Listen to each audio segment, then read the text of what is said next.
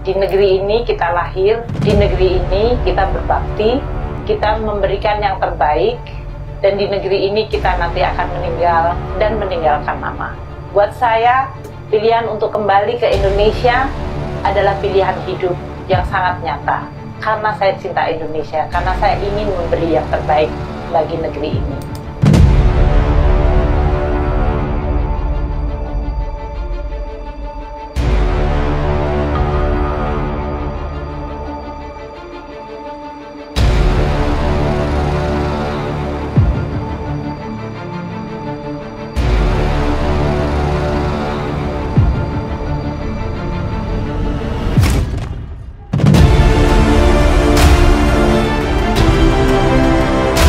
Sebelum menyaksikan video ini, pastikan bosku jangan lupa subscribe. Karena subscribe itu gratis plus bonus tonton video terbaru setiap harinya. Jangan lupa ya. Nah memang pada waktu itu masyarakat Indonesia bertanya-tanya kenapa Sri Mulyani tiba-tiba mundur di era kepemimpinan Susilo Bambang Yudhoyono. Ternyata dari video ini saya bisa menyimpulkan lah bahwa Sri Mulyani tidak benar-benar yaitu ingin bergabung ke Bank Dunia. Melainkan jika dilihat dari video ini, Sri Mulyani ingin mengabdi kepada masyarakat Indonesia. Seperti ini videonya. 6 tahun yang lalu, saya mengundurkan diri dari Menteri Keuangan. Masyarakat banyak yang mengantarkan saya pergi ke Amerika sebagai Managing Director World Bank dengan permintaan agar saya kembali. Saya sekarang kembali karena saya ingin memenuhi janji itu. Dan itu adalah suatu panggilan yang muncul karena kecintaan saya kepada Republik Indonesia. Bahkan ketika Sri Mulyani mundur pada waktu itu juga sebagai Menteri Keuangan. Tetapi ketika dipanggil kembali oleh Presiden Joko Widodo juga sebagai Menteri Keuangan. Bahkan di video ini kalian harus tahu kenapa di zaman SBY Ibu Sri Mulyani mundur dari Menteri Keuangan. Ketika Pak Jokowi memanggil dengan jabatan yang sama, kenapa mau? Nah itu pertanyaan yang sangat besar sekali. Bahkan di sini juga ditanggapi oleh Nyimas Ruminah. Kami nangis lihat video ini, panggilan jiwa untuk mengabdi kepada bangsa. Ya Allah, kalau Bu Sri tidak kembali, jadi apa Indonesia ini? Terima kasih Presiden Jokowi telah membawa kembali Sri Kandi Nusantara ke pangkuan Ibu Pertiwi. Semoga pengganti Bapak mempertahankan beliau. Amin. Nah setelah saya cari-cari artikel-artikel yang memuat kenapa sih Sri Mulyani itu bisa mundur, akhirnya saya mendapat sih, tetapi masih opini lah. Sri Mulyani mundur akibat kompromi politik. Bahkan di sini ada Fahri Hamzah yaitu berkomentar, anggota fraksi Partai Keadilan. Ya memang Fahri Hamzah dulu kan masih menjadi anggota fraksi Partai Keadilan Sejahtera. Pada waktu itu menduga Sri Mulyani mundur karena merasa tidak dilindungi dalam kasus Bank Senturi. Mundurnya menteri bukan peristiwa kecil, kata dia. Bahkan dari sumber informasi berita dari CNN Indonesia, yaitu di sini mantan Menteri Keuangan Sri Mulyani kembali menyinggung soal tekanan dari para elit dan sejumlah kelompok di Indonesia terkait upaya menegakkan transparansi keuangan. Pernyataan itu disampaikan Direktur Pelaksana Bank Dunia pada acara peluncuran laporan survei keterbukaan anggaran. Sebagai mantan Menteri Keuangan, saya dapat memberitahu bahwa untuk membuat program anggaran lebih transparan mungkin hal yang benar untuk dilakukan. Tetapi ia datang dengan tantangan termasuk pushback dari elit dan kelompok-kelompok lain yang memiliki kepentingan dalam akuntabilitas atau membuka diri untuk pengawasan dari warga dan badan pengawasan. Pidato Sri Mulyani ini mengingatkan pernyataan yang serupa yang pernah diungkapkan pada medio 2010 yang lalu ketika dia mengundurkan diri sebagai Menteri Keuangan dari pemerintahan Susilo Bambang Yudhoyono. Saat itu dia mengatakan pengunduran dirinya merupakan wujud keberhasilan lolos dari dikte kelompok tertentu yang rakus kekuasaan. Saya definisikan kemenangan karena berhasil tidak didikte, tegas dia dalam kuliah umum bertajuk Kebijakan Publik dan Etika Publik di Hotel Ritz-Carlton pada Selasa 18 Mei 2010 yang lalu. Dengan keluar dari kabinet, Sri Mulyani mengaku berhasil mempertahankan 3 prinsip hidupnya, yakni tak mengkhianati kebenaran, tidak mengingkari nurani, dan mendapat martabat dan harga diri. Kekecewaan Sri Mulyani kala itu terjadi di saat keputusasaan sebagai Ketua Komite Stabilitas Sektor Keuangan untuk menyelamatkan Bank Senturi dari kebangkrutan dipermasalahkan Dewan Perwakilan Rakyat. Menurutnya, ada proses politik yang ditunggangi oleh kepentingan tertentu yang menjadikannya kambing hitam dari kasus Senturi. Nah, coba kita lihat komentar-komentarnya di sini ya. Mbok gini loh, cinta mati sama NKRI. Lah kok banyak yang pekok malah pada ngibarin bendera Palestina sama bendera hitam yang menyeramkan itu. Bisa nggak status saya yang menyebarkan aura positif ini jangan dikaitkan dengan mereka? Gerombolan kadal, mana mungkin punya pemikiran seperti itu. Sudah saya tanamkan pemahaman pada anak dan keluarga saya bahwa Ibu Sri Mulyani adalah salah satu pahlawan bangsa kita.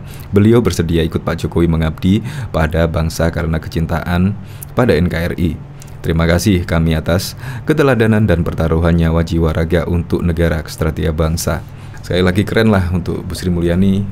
Karena Sri Mulyani mau kembali lagi ke Indonesia, akhirnya membuat Indonesia ya seperti sekarang ini. Kemajuan di mana-mana, pembangunan infrastruktur di mana-mana, itu pun juga karena kolaborasi antara menteri dan pemerintahan Presiden Joko Widodo.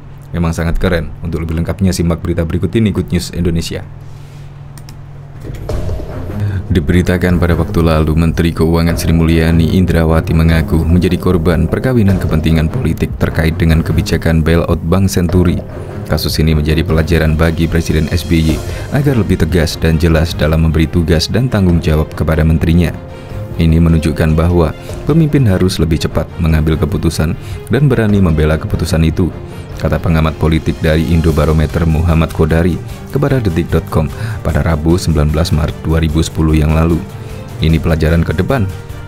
Bagaimana kemudian pemimpin bisa mengambil sikap yang lebih eksplisit terkait tugas dan tanggung jawab pemerintah yang diemban ke menterinya, ujarnya. Namun demikian, papar Kodari perlu disadari juga, saat ini para menteri tidak hidup pada zaman era Soeharto, yang salah benarnya kebijakan sepenuhnya berada di tangan pemimpin Orde Baru tersebut. Sehingga saat ini para menteri juga harus siap dengan konsekuensi politik akibat jabatannya.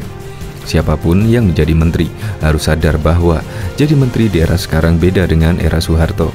Zaman Soeharto, menteri tenang, benar atau salah ada di tangan Soeharto, paparnya. Kodari mengatakan, dunia pemerintahan selalu terkait dengan manuver politik dan intrik politik. Para menteri tidak boleh naif menganggap politik sebagai kendala, justru itu tantangan ibunya. Para menteri yang berlatar belakang non-parpol lanjutnya juga harus tahu dan paham politik serta risiko politik yang akan dihadapi. Bagi orang politik itu biasa, imbuhnya. Bahkan diketahui 2 kali menduduki kursi Menteri Keuangan di era pemerintahan presiden yang berbeda. Diakui Sri Mulyani membuatnya kaya akan pengetahuan dan pengalaman. Sri Mulyani pun berbagi cerita terkait perbedaan, tantangan hingga pola kerja yang pernah dialaminya tersebut. Seperti yang diketahui, Sri Mulyani pertama kali menjabat sebagai Menteri Keuangan di era pemerintahan Susilo Bambang Yudhoyono pada tahun 2005 hingga 2009 dan 2009 hingga 2010.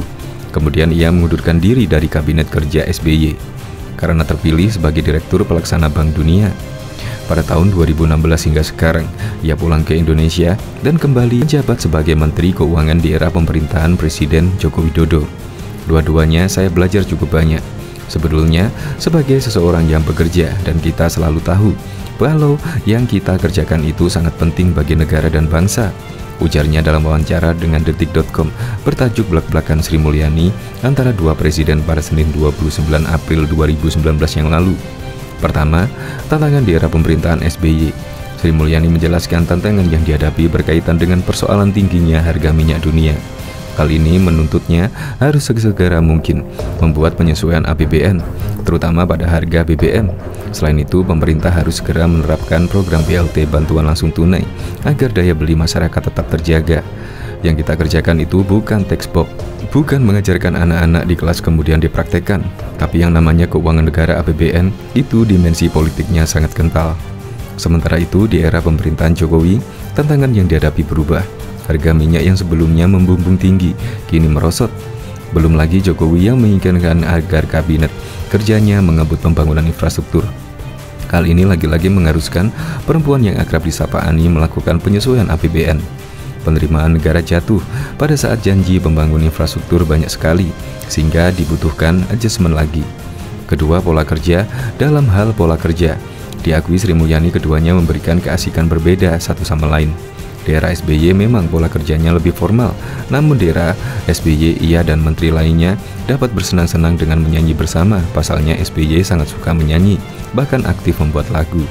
Gaya saya ya yang berbeda, kalau enjoy sama. Pak SBY suka nyanyi, Pak Jokowi beliau mungkin tidak karaokean. Dulu zaman Pak SBY, kalau kita kumpul, saya ingin beberapa menteri yang tidak bisa menyanyi sampai les menyanyi, karena dia tahu suatu saat dia suruh nyanyi. Jadi it's fun in their own way. Dan Pak SBY produktif banget, beliau buat lagu. Sedangkan di era Jokowi, salah satu hal yang menurutnya menarik karena ia dapat mengenakan pakaian kasual seperti baju putih, celana jeans, dan sneaker. Apalagi di era Jokowi menggunakan media sosial mulai masif, sehingga dirinya dapat lebih aktif share kegiatan-kegiatan yang menyenangkan. Terakhir, terkait cara berkomunikasi, Sri Mulyani mengungkapkan cara berkomunikasi antara SBY dan Jokowi sangat berbeda, entah ketika mereka berkomunikasi dengan kabinet kerjanya maupun dengan masyarakat. Menurutnya, menteri ialah pembantu presiden, sehingga sudah seharusnya ia dan menteri lain menyesuaikan pola komunikasi pimpinannya. Kalau komunikasi kan saya perhatiin, kalau Pak SBY, oh dia begini caranya untuk presentasi, menjelaskan ke masyarakat, jadi kita juga adjust. Begitu juga dengan Pak Jokowi. Di satu sisi, untuk hal yang sama ya, menteri yang sama, saya perhatikan, oh beliau cenderung pakai bahasa langsung, direct, jadi kita juga adjust. Dan saya perhatikan mungkin tantangan berbeda dulu dan sekarang, karena tadi sosial media jelasnya. Mantan Menteri Keuangan Sri Mulyani Indrawati kembali menyinggung soal tekanan dari para elit dan sejumlah kelompok di Indonesia terkait upaya menegakkan transparansi keuangan. Pernyataan itu disampaikan Direktur Pelaksana Bank Dunia ini pada acara peluncuran laporan survei keterbukaan anggaran 2015 di Washington, Amerika Serikat pada Jumat 19 September yang lalu.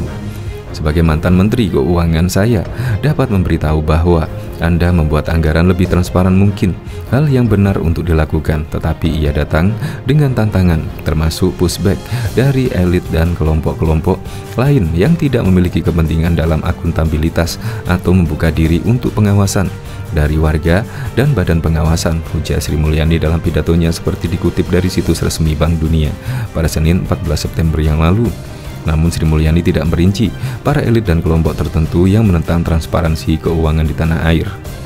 Pidato Sri Mulyani ini mengingatkan pernyataan serupa yang pernah diungkapkan pada medio 2010 ketika dia mengundurkan diri sebagai Menteri Keuangan dari pemerintahan Susilo Bambang Yudhoyono. Saat itu dia mengatakan pengunduran dirinya merupakan wujud keberhasilan lolos dari dikte kelompok tersebut tertentu yang rakus kekuasaan. Saya definisikan kemenangan karena berhasil tidak didikte, tegas dia dalam kuliah umum bertajuk Kebijakan Publik dan Etika Publik di Hotel Ritz-Carlton, Selasa pada 15 Mei yang lalu. Dengan keluar dari kabinet, Sri Mulyani mengaku berhasil mempertahankan 3 prinsip hidupnya, yakni tak mengkhianati kebenaran, tidak mengingkari nurani, dan menjabat martabat dan harga diri. Kekecewaan Sri Mulyani kala itu terjadi di saat keputusasaan sebagai Ketua Komite Stabilitas Sektor Keuangan untuk menyelamatkan Bank Senturi dari kebangkrutan dipermasalahkan Dewan Perwakilan Rakyat DPR. Menurutnya, ada proses politik yang ditunggangi oleh kepentingan tertentu yang menjadikannya kambing hitam dari kasus Senturi. Menyoal keterbukaan anggaran, Sri Mulyani mengatakan terjadi kemajuan di Indonesia tetapi tidak merata. Namun tren secara keseluruhan dan peringkat telah positif. Pada tahun 2006 nilai kami adalah 42 poin dan tahun ini adalah 59 poin, ujarnya. Survei dan indeks keterbukaan anggaran dilakukan Bank Dunia terhadap 108 negara, di mana 78 negara yang disurvei tidak memberikan informasi yang cukup. Tercatat hanya Brasil, Norwegia, Afrika Selatan, dan Amerika Serikat yang memperoleh predikat baik dalam hal transparansi anggaran, partisipasi publik, dan pengawasan yang efektif. Jika membuka anggaran adalah agar membangun memiliki dampak yang signifikan, maka semua negara harus terus bergerak maju, dan kita harus membantu membuat kebijakan untuk menerapkan langkah yang tepat, tuturnya. Menurut Sri Mulyani, transparansi anggaran merupakan hal yang penting dalam meningkatkan hasil pembangunan. Transparansi lanjutnya merupakan kunci pembangunan yang harus dijaga oleh membuat kebijakan dengan mengadopsi tuntutan-tuntutan masyarakat. Hal ini sama pentingnya dengan pengawasan pelaksanaan anggaran oleh lembaga akuntabilitas formal, dan bersama-sama kriteria ini menyebabkan penggunaan yang lebih efisien dan efektif sumber daya publik dan membangun kepercayaan antara warga dan pemerintahan mereka, jelasnya. Sri Mulyani mengatakan di Asia Timur dan negara-negara Afrika seperti Filipina dan Malawi memimpin tren positif keterbukaan anggaran, misalnya di Afrika Selatan. Lanjutnya, menggunakan efektif data anggaran oleh masyarakat sipil untuk memulai dialog dengan pemerintah telah menyebabkan peningkatan alokasi anggaran untuk hibah dukungan anak. Sementara di India dan Uganda, Sri Mulyani menyoroti akses ke data anggaran yang dipicu oleh pelacakan pengeluaran yang diidentifikasi mengalami kebocoran dan kemacetan. Hal ini dinilainya membantu meningkatkan penggunaan sumber daya pembangunan di masyarakat pedesaan. Studi di Brasil, Meksiko, dan India semuanya menunjuk ke fakta bahwa penganggaran partisipatif memberikan kontribusi untuk menurunkan angka kematian bayi, meningkatkan pelayanan dasar cukupan, dan meningkatkan penarcetan program perlindungan sosial, tuturnya. Bahkan diketahui keputusan Sri Mulyani Indrawati yang lengser dari kursi Menteri Keuangan menyita perhatian publik.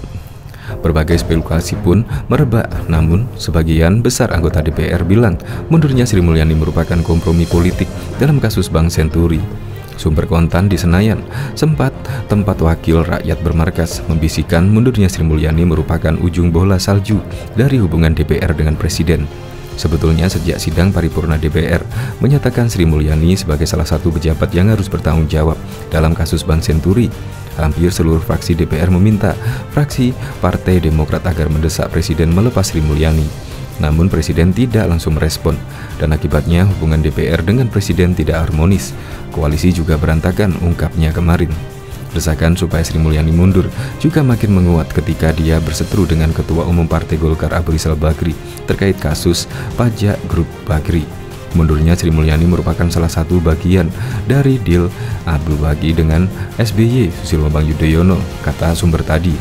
Disharmonisasi hubungan pemerintah dan DPR semakin panas saat fraksi PDI Perjuangan dan Hanura memboikot kehadiran Sri Mulyani dalam rapat paripurna pengesahan APBNP 2010. Dalam lobi antar fraksi, sebenarnya ada satu fraksi lagi keberatan dengan kehadiran Sri Mulyani, ujar sumber kontan yang hadir dalam lobi itu. Anggota fraksi Golkar Bambang Susatyo tidak membenarkan maupun membantah fakta-fakta tersebut. Dia hanya mengatakan mundurnya Sri Mulyani merupakan jalan keluar politik yang bagus. Ini menjadi solusi politik yang menurunkan tensi, ujar Bambang. Sekretaris fraksi Partai Persatuan Pembangunan, Rohma Mursumi, tidak menampik mundurnya Sri Mulyani adalah bagian dari kompromi politik. Ini semacam exit gate atau resolusi konflik terhadap disharmonisasi hubungan DPR dengan otoritas fiskal, katanya korban politik. Fraksi PDI Perjuangan bahkan secara tegas menyatakan bahwa Sri Mulyani adalah korban politik dari kasus Senturi, karena seharusnya yang paling bertanggung jawab adalah Wakil Presiden Budiono, ujar anggota fraksi PDI Perjuangan Hendra Pratikno. Adapun Fahri Hamzah, anggota fraksi Partai Keadilan Sejahtera, menduga Sri Mulyani mundur karena merasa tidak dilindungi dalam kasus Bank Senturi. Mundurnya menteri bukan peristiwa kecil, kata dia. Tapi, Wakil Ketua Fraksi Partai Demokrat Sultan Batugana menegaskan mundurnya Sri Mulyani lebih pada motif pribadi, tidak ada kaitannya dengan permasalahan Senturi, dan tidak ada kompromi-kompromi, tegasnya. Adapun ekonom Kwik Kianci menilai mundurnya Sri Mulyani merupakan hal yang janggal. Pasalnya Sri Mulyani mundur saat sedang menjalani pemeriksaan Komisi Pemberantasan Korupsi KPK dalam kasus Bank Senturi.